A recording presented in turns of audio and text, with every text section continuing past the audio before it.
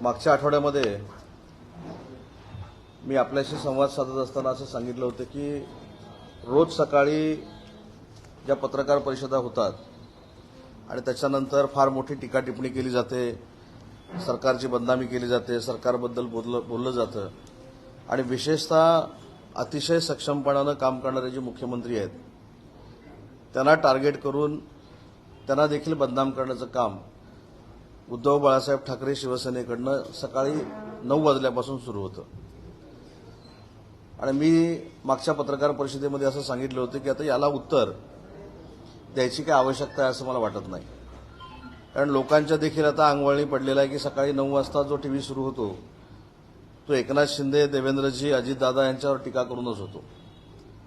म्हणून आम्ही एक धोरणात्मक निर्णय घेतला की या टीकेला उत्तर देत बसण्यापेक्षा या वर्षभरामध्ये प्रत्येक विभागानं नक्की महाराष्ट्राच्या जनतेसाठी काय केलंय, महाराष्ट्राच्या जनतेच्या मनातली किती विकास कामं केलीत, ही देखील जनतेपर्यंत आपल्यामार्फत पोचावी यासाठी आजपासून जो पहिला विभाग आहे तो माननीय मुख्यमंत्र्यांकडे असलेला परिवहन विभाग आहे. त्याच्यामध्ये एसटी महामंडळ येतं आणि एसटी महामंडळाची परिस्थिती आपल्याला गेली कित्येक वर्ष माहिती आहे. म्हणजे मी सांगण्यापेक्षा आपल्याला देखील माहिती आहे की एसटी महामंडळ म्हटलं की तोट्यात चालणारं एक महामंडळ आणि ते कधीही नफ्यामध्ये न येणारं असं महामंडळ, अशी त्याची खासियत आहे.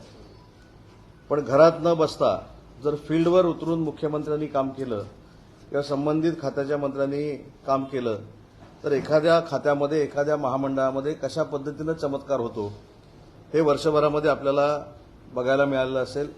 आणि त्याची थोडी पार्श्वभूमी मी आपल्याला सांगतो की हे जे महामंडळ आहे हे स्वतंत्ररित्या चालतं.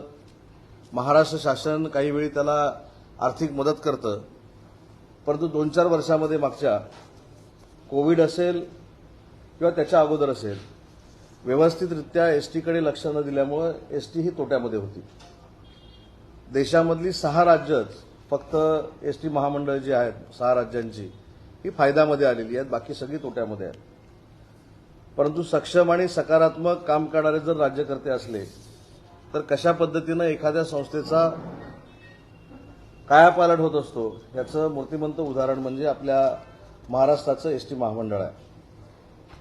मला काय हे सांगायला नको की एसटी महामंडळाचं अध्यक्ष कोण असतं, एसटी महामंडळ कसं चालतं, परंतु एसटी महामंडळाची 2-3 वर्षापूर्वीची ही परिस्थिती आपण जाणून घेतली पाहिजे की ते तर तोट्यात तर होतंच, परंतु कर्मचाऱ्यांचे पगार करण्यासाठी देखील एसटी महामंडळामध्ये पैसे नव्हते.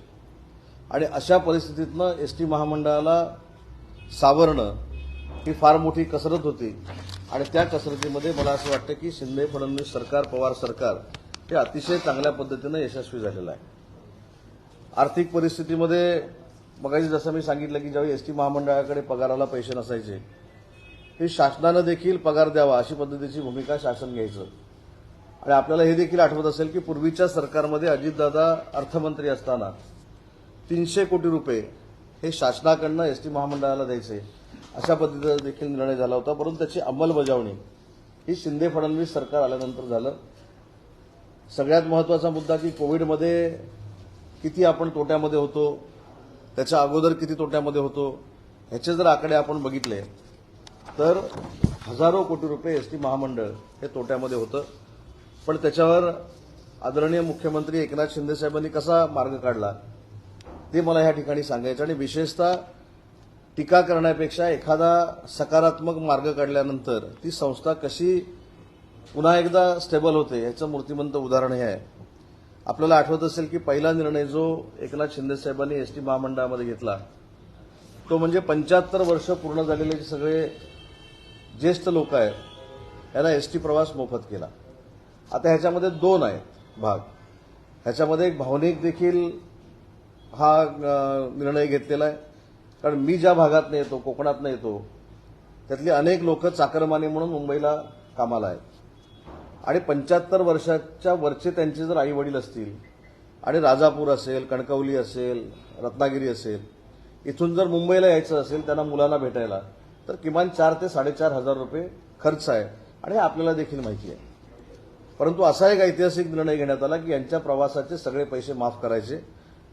आणि त्याच्यात भावनिक मी का असं म्हटलं तर आज शिमग्याला आणि गणपतीला आमच्याकडे येणारा चाकरमानी हा 2 वेळा येतोच, पण आता 1 महिन्यातनं 2दा 3दा किंवा 3 महिन्यातनं 1दा 2दा आमचे हे 75 वर्षाचे ज्येष्ठ नागरिक जे आहेत ते मोफत प्रवास करत मुंबईला येतात, चाकरमानांना भेटतात आणि पुन्हा एकदा रत्नागिरी किंवा त्या कोकणामध्ये जातात.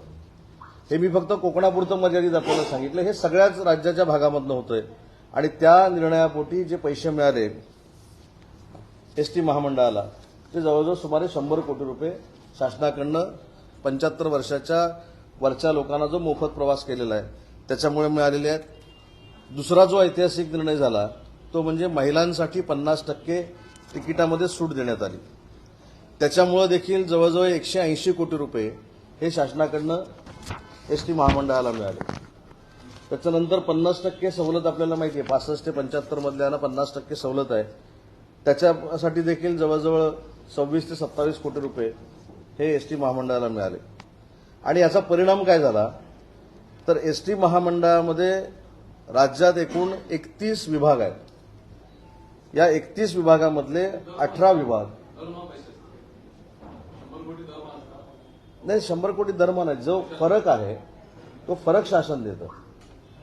म्हणजे जेवढा प्रवास लोक करतात त्यातला जो कन्सेशनल रेट आहे, जे पैसे आहेत ते मग रिअम्बर्स शासन करतं. मी विकास सांगतो. तर एसटी महामंडळाचे जे राज्यातले 31 विभाग आहेत, आज मला सांगताना आनंद होतो की 31च्या 31 विभाग हे नुकसानीत होते. त्याच्यातले 18 विभाग आता नफ्यामध्ये आलेले आहेत. आणि पुराव्यानिशी मी सांगतो, बीड जिल्हा हा क्रमांक 1 वर आहे, परभणी जिल्हा क्रमांक 2 वर आहे आणि जळगाव हा 3 नंबरला आहे. बीडमध्ये जवळजवळ 3.5 कोटी रुपयाचा नफा यावर्षी बीडला झालेला आहे, परभणीला 3 कोटी रुपयाचा झालेला आहे आणि जळगावला 2 कोटी 90 लाखाचा झालेला आहे. आणि याच्यामध्ये नुसता एसटी महामंडळाचे 18 विभाग हे नफ्यामध्ये आलेले नाहीत, तर एसटी देखील आधुनिकतेकडे वळली पाहिजे म्हणून जवळजवळ 150 इलेक्ट्रिकल बसेस जिल्ह्यामध्ये, मिनी बसेस, म्हणजे त्याच्यामध्ये भौगोलिक परिस्थिती सातारा आणि रत्नागिरीची ही वेगळी असल्यामुळे तिथं 50-50 मिनी बसेस आणि सगळीकडे भाडे तत्वावर एसटी असेल किंवा नव्यानं एसटी असतील या घ्यायला एसटी महामंडळानं सुरुवात केली. म्हणजे नफ्यामध्ये आल्यानंतर फक्त नफा आम्हाला मिळतोय हे सांगून एसटी महामंडळ थांबलं नाही, तर नव्या देखील चांगल्या आधुनिक गाड्या या नागरिकांना मिळाव्यात यासाठी एसटी महामंडळाचा प्रामाणिकपणाचा प्रयत्न आहे.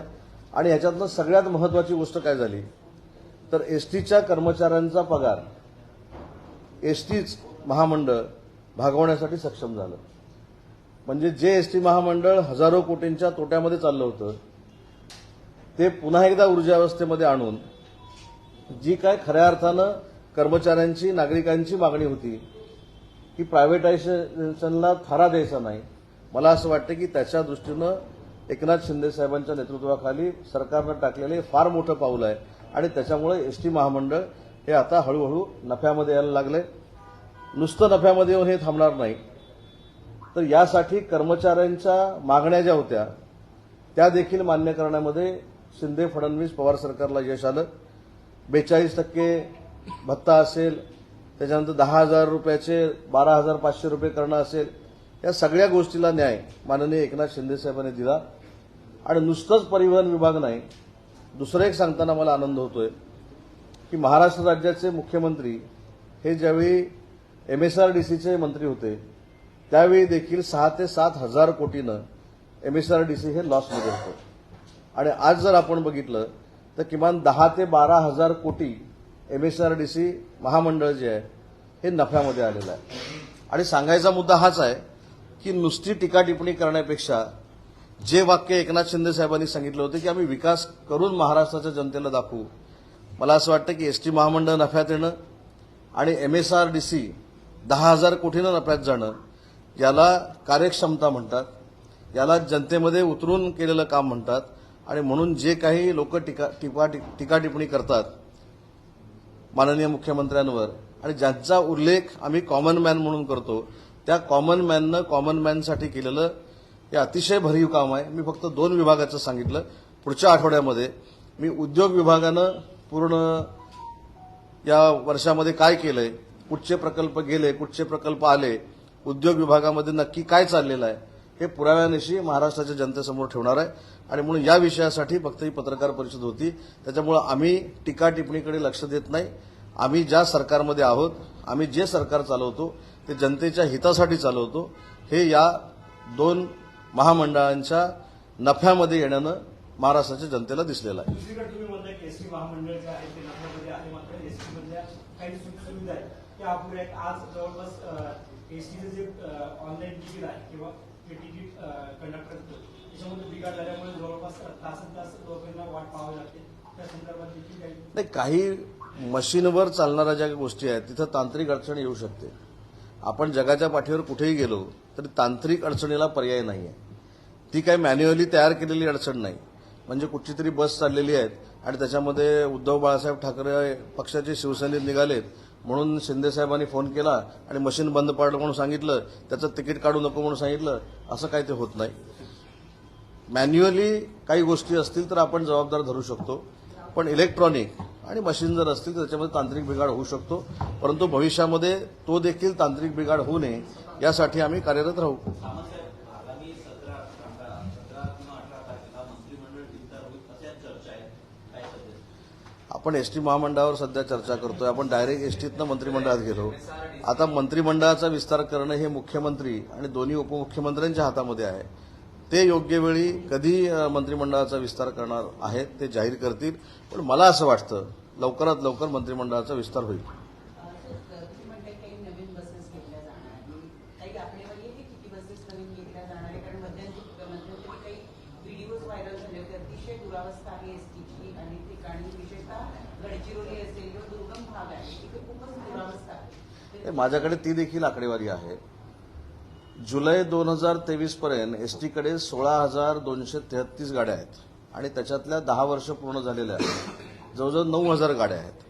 आणि त्याला पर्याय म्हणून इलेक्ट्रिकल बसेस, मी जसं सांगितलं की ज्या ठिकाणी भौगोलिक परिस्थिती अतिशय अडचणीची आहे, छोटे छोटे रस्ते आहेत, उदाहरणार्थ सातारा जिल्हा असेल, रत्नागिरी जिल्हा असेल, याला आपण मिडी बसेस ज्या म्हणतो त्या देखील देण्याचा निर्णय एसटी महामंडळानं घेतलेला आहे. इलेक्ट्रिकल व्हेकल सगळीकडेच देण्याचा निर्णय घेतलेला आहे. नवीन बसेस देखील आगारामध्ये येत आहेत. त्याच्यामुळे नवीन एसटी, नवीन मिनी बसेस आणि इलेक्ट्रिकल व्हेकल मोठ्या प्रमाणामध्ये एसटीमध्ये येण्याची प्रक्रिया सुरू झालेली आहे. तिथून पुढे सगळे इलेक्ट्रिक बस घेतल्या जाणार आहे. ते आता भौगोलिक रचनेवर ठरवावं लागेल ना, कारण काही ठिकाणी त्याची लेंथ आणि विड्थ त्याच्यावर देखील एसट्या चालतात. त्याच्यामुळं पण प्रदूषण जर दूर करायचं असेल तर जास्तीत जास्त इलेक्ट्रिकल बसेसच आता भविष्यामध्ये आणाव्या लागतील. एसटी कामगारांनी जे याच्या आधी देखील आंदोलन केलं होतं त्यांच्या मागण्या अद्याप पूर्ण झालेल्या नाही. त्या संदर्भात काही मी सांगितलं ना, एसटी महामंडळाच्या बाबतीमध्ये भत्त्याचा जो विषय होता तो सुमोटो आदरणीय एकनाथ शिंदे साहेबांनी 38% केला आणि ज्यावेळी पुन्हा एकदा सगळ्यांची मागणी आली त्यावेळी 42% केला. 10,000 रुपये जे अनुदान द्यायचं होतं ते 12,500 रुपये केलं. आणि हा देखील शिंदे साहेबांचा आणि सरकारचा प्रयत्न आहे की एसटी महामंडळाच्या लोकांचे जे पगार आहेत किंवा एसटी महामंडळांच्या लोकांच्या पगारातले जे फरक आहेत ते चांगल्या पद्धतीनं दूर करून महाराष्ट्र देशात पगाराच्या दृष्टीनं देखील एक नंबरला कसं राहील एसटी महामंडळाच्या कर्मचाऱ्यांच्या बाबतीत, तसा एकनाथ शिंदे साहेबांचा प्रयत्न सुरू आहे. एसआरटीसी जे 10,000 कोटी आपण नफ्यात आहोत, काही टोलबंदी संदर्भात आपण काय निर्णय घेणार आहोत कसं? नाही, 10,000 कोटी नफा याचा अर्थ ताबडतोब टोलबंदी असं होत नाही. 10,000 कोटी नफा याचा अर्थ जे आपण मागे होतो ते चांगले चांगले प्रोजेक्ट आणून आपण आता जे प्रोजेक्ट चालू आहेत त्याची आकडेवारी जर आपण काढली तर ती 10,000 कोटी नफ्यानं जाते. लोकसभेच्या जागेच्या संदर्भात 22 आकडा हा एक संमेलन करण्यात समोर येतो. काय वस्तुस्थिती 22 जागांवर तुमचा दावा? नाही, मला असं वाटतं ही अजून मिटिंगच झालेली नाही आणि सूत्रांकडनं ह्या सगळ्या माहिती आहे. 22, 28, 24 रत्नागिरी गेली, सिंधुदुर्ग आली, रायगड गेली, नगर आली, छत्रपती संभाजीनगर गेली, नागपूर आली. नाही, तसं नाही, मी भावाचा विषय सांगत नाही, असं सगळीकडेच चाललेलं आहे. त्याच्यामुळे मी सुरुवातीपासून सांगतोय की मी जरी किती बोललो, मी जरी आज कॅबिनेट मंत्री असलो एकनाथ शिंदे साहेबांच्या मंत्रिमंडळामध्ये, मी शिवसेनेचा उपनेता जरी असलो तरी मी सांगून काय उपयोग नाही आहे. जोपर्यंत एकनाथजी शिंदे, देवेंद्रजी, अजितदादा हे एकत्र बसत नाहीत, त्यांच्यामध्ये जागा वाटप होत नाही आणि ते जागा वाटप जे करतील ते आम्हाला मान्य करावं लागेल. आम्ही त्यांना नेतृत्व मानतो. त्याच्यामुळे कुठेही अजून आकडा ठरलाय असं मला वाटत नाही. एसटी बसला टोल मधून मुक्ती द्यावी किंवा एकंदरीतच त्याची टोल माफी करावी अशी मागणी होते. माफीच आहे. नाहीये. नाही ना. मी तपासून बघतो. सर संजय राऊत असं म्हणतात की राहुल नार्वेकर हे लफंग्यांचे सरदार आहेत आणि राज्यात सध्या चोर आणि लफंग्यांचे विधानसभेच्या अध्यक्षांना